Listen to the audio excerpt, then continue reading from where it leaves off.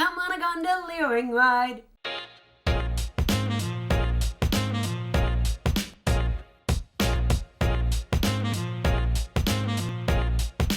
Venice is a worker placement pick up and deliver game.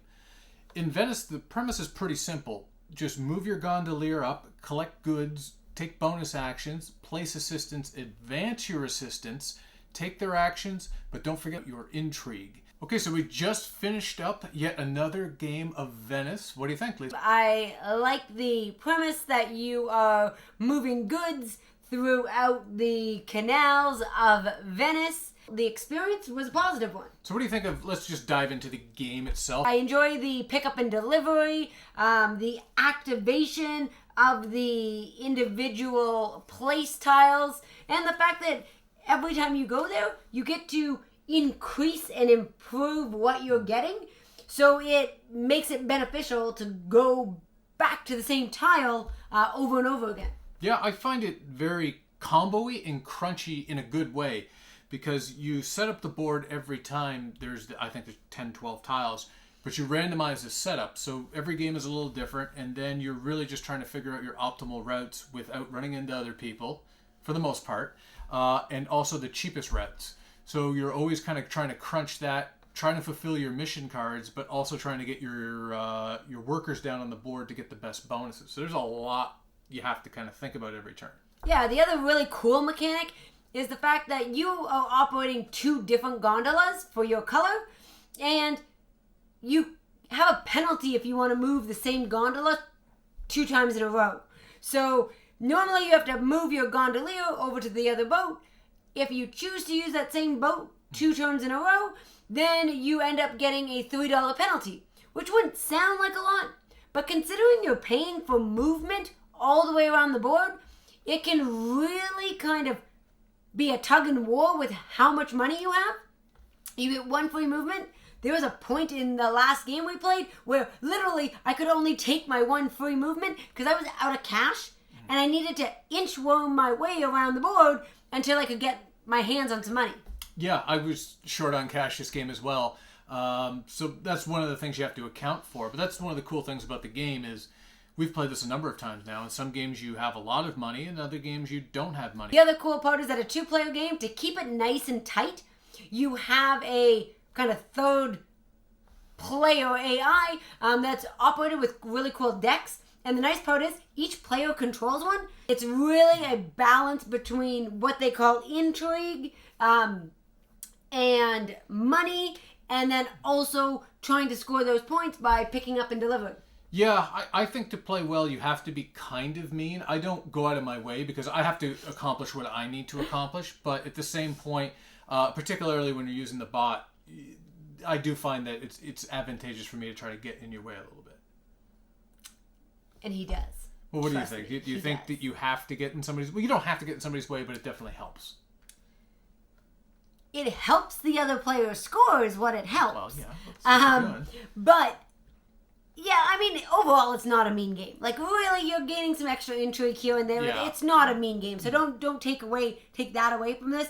But I do like the fact that you're accomplishing different things. There's a major council track that you're trying to move your piece up. You are trying to score points, like victory points, but also you're managing your intrigue. And you can't let that run away because literally you can lose this game if you're the player with the most intrigue. Yeah.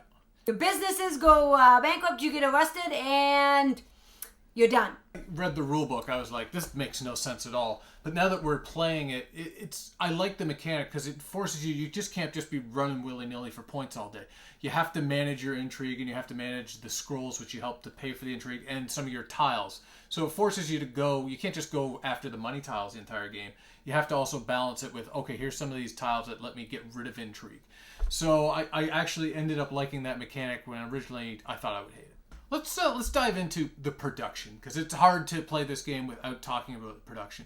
I think in terms of actual component quality, the quality is very good. The box is awesome. I love the different player things.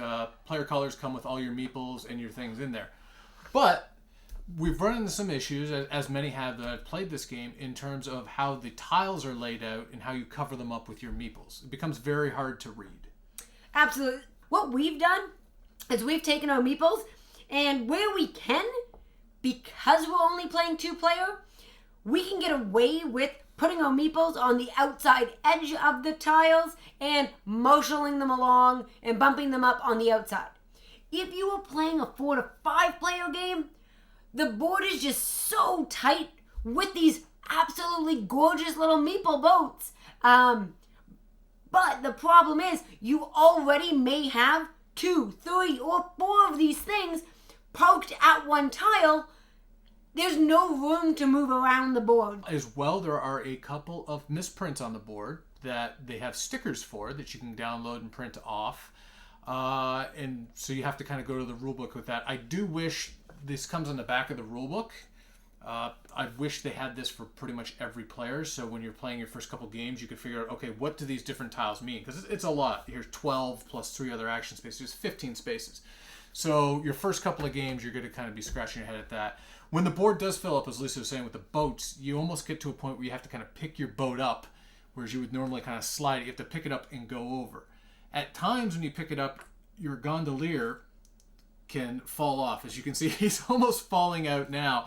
And some of the cubes can be an issue as well. So I think one of the words that I used was fiddly. And I think that's a fair assessment that it's not a deal breaker for us, because I think the gameplay is above and beyond. If you play a heavier game, and we've played like some war games, we've played some heavier games that we can kind of just say, okay, we're almost essentially used to some of the crunchiness and some of the fiddliness, that we can overlook it and enjoy the game for what it is. To me, from a component standpoint, love the game. From the mechanisms, they're fantastic. Incredible variability in the box. Just wish the board was bigger, and it would solve just about every single one of our mini complaints. For sure. The game itself has a great deal of variability. There's a lot of meat to get into this game. It does take, I would say, 2 or 3 plays to really figure out the ability to combo things, because you can pass by a tile and activate it. You don't necessarily have to stop there, but in those first initial games, you're a little bit more point to point. You don't necessarily think about how you can combo it all together and kind of link it. Yep. I found that was something that we really progressed as we got deeper and deeper in and played more games. Matthias has had the opportunity to play the solo, Yep. and tried out that solo variant. So from a 2-player perspective, from a solo perspective, the game has been very tight. Yep. And there's a lot of variety, like Matthias said, with all the pieces moving around the board. Yeah, I would think too, correct me if I'm wrong, but at least from a multiplayer perspective, I find the game very interactive.